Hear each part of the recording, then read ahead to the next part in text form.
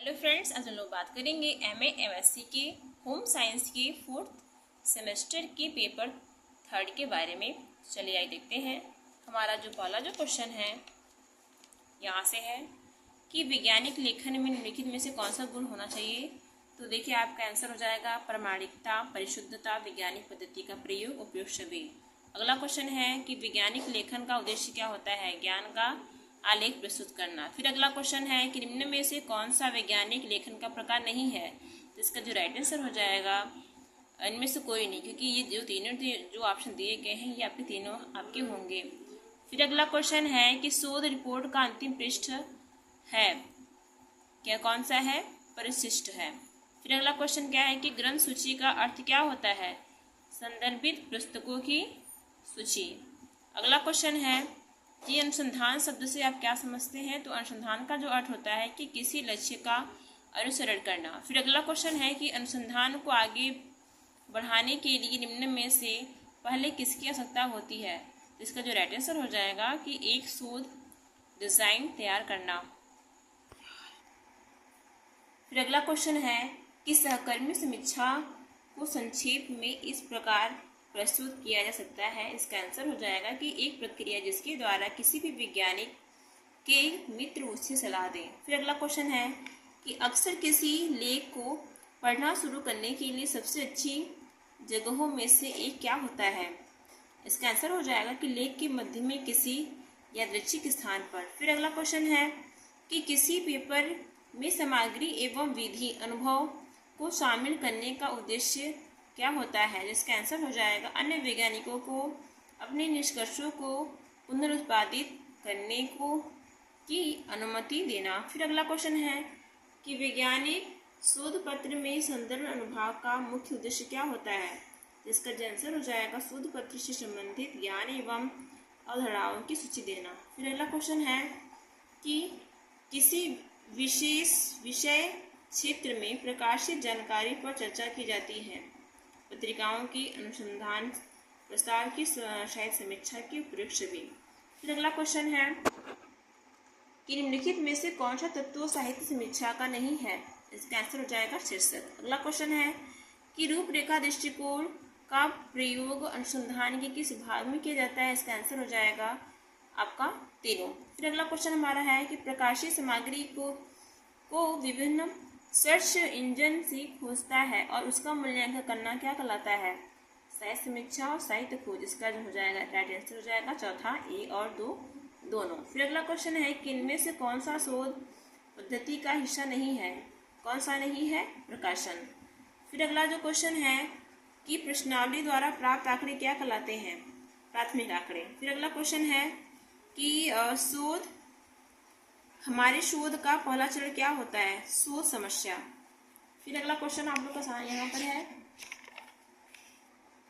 कि सूचित सहमति भी इसका एक हिस्सा है। किसका हिस्सा है, सामाजिक नैतिकता की, अनुसंधान नैतिकता की। फिर अगला क्वेश्चन है कि अनुसंधान केवल स्थापित करने की इच्छा से प्रेरित होना चाहिए, यह क्या है, सत्य है। फिर अगला क्वेश्चन है कि निजी शास्त्र निम्न में से किसकी शाखा है। इसका आंसर हो जाएगा दर्शन शास्त्र का। फिर अगला क्वेश्चन है कि किस चर को वैज्ञानिक प्रयोग में परिवर्तित और नियंत्रित किया जा सकता है। इसका आंसर हो जाएगा स्वतंत्र चर का। फिर अगला क्वेश्चन है कि एक रोगी की नैदानिक इतिहास का वर्णन किसमें किया जाता है, केस स्टडी में। फिर अगला क्वेश्चन है कि साहित्य समीक्षा के सभी स्रोत हैं सिवाय चर्चा के। अगला क्वेश्चन है कि प्रबंधकीय संक्षेपिका है आपके तीनों। फिर अगला क्वेश्चन हमारा है कि प्रयुक्त तकनीकी शब्दों की सूची को क्या कहते हैं। आंसर हो जाएगा शब्दावली।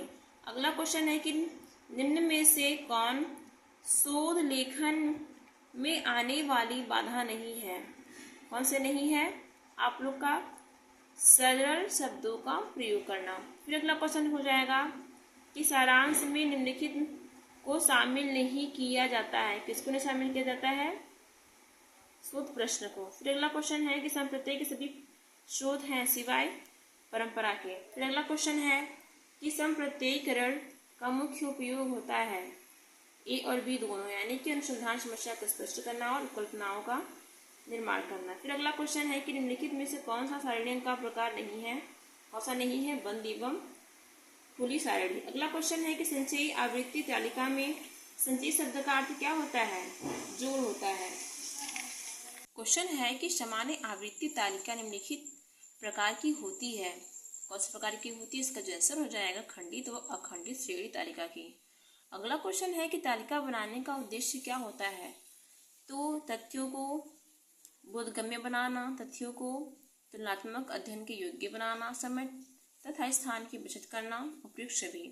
अगला क्वेश्चन है कि एक उत्तम तालिका में सभी गुण होने चाहिए सिवाय जटिल के। फिर अगला क्वेश्चन है कि समय पर सहमति बनाने, संसाधन आवंटन पर सहमति बनाने में क्या मदद करता है, आपका आंसर हो जाएगा प्रस्ताव। अगला क्वेश्चन है कि क्षेत्र अध्ययन का संबंध किससे होता है, वास्तविक जीवन की स्थितियों से।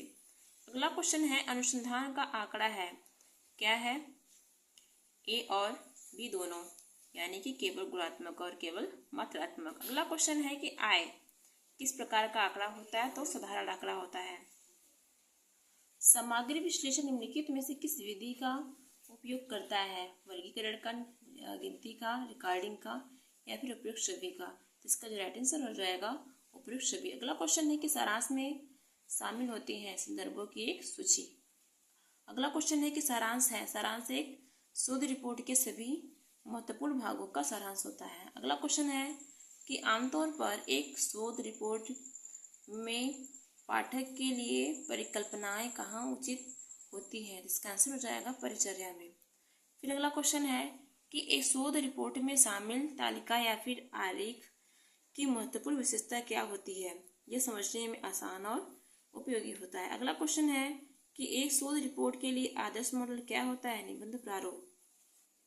अगला क्वेश्चन है कि साहित्य समीक्षा करते समय मूल लेख पढ़ना क्यों आवश्यक होता है, इसका आंसर हो जाएगा विधि में त्रुटियों की तलाश करना, निष्कर्षों की वैधता की जांच करना, विधियों एवं प्रक्रियाओं की अवलोकन करना, उपयुक्त सभी। अगला क्वेश्चन है साहित्य खोज का प्रथम चरण होता है, आंसर हो जाएगा परिचयात्मक पाठ्यक्रम, पाठ्यपुस्तक पढ़ना। अगला क्वेश्चन है कि अधिकांश ऑनलाइन इलेक्ट्रॉनिक्स डेटाबेस में जर्नल लेख का कौन सा भाग उपलब्ध कराया जाता है, इसका आंसर हो जाएगा परिचय का। अगला क्वेश्चन है कि यदि आपको किसी जर्नल लेख की आवश्यकता है तो आपके पुस्तकालय में उपलब्ध नहीं है, तो आप क्या कर सकते हैं, आपको अन्य पुस्तकालय खोजना चाहिए। अगला क्वेश्चन होगा कि किसी पत्रिका की गुणवत्ता का अच्छा माप क्या माना जाता है, इसका आंसर हो जाएगा प्रभावित कारक।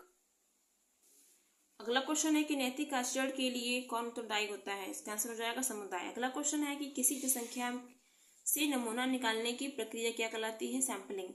अगला क्वेश्चन है कि व्यवस्थित नमूनाकरण की जनसंख्या 200 है तो चयनित नमूने का आकार है 50, तो नमूनाकरण का अंतराल कितना होगा, तो आपका ऑप्शन हो जाएगा 2। अगला क्वेश्चन है कि जनगणना रिपोर्ट का उपयोग डेटा के स्रोत के रूप में किया जाता है, जो होता है आपका द्वितीयक स्रोत होता है। अगला क्वेश्चन है कि डेटा का प्रत्यक्ष एवं असंगठित रूप क्या कहलाता है, प्राथमिक डेटा।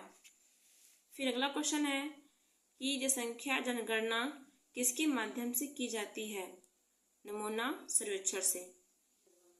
थीसिस में साहित्य समीक्षा लिखा जाता है, इसका आंसर हो जाएगा परिचय के बाद।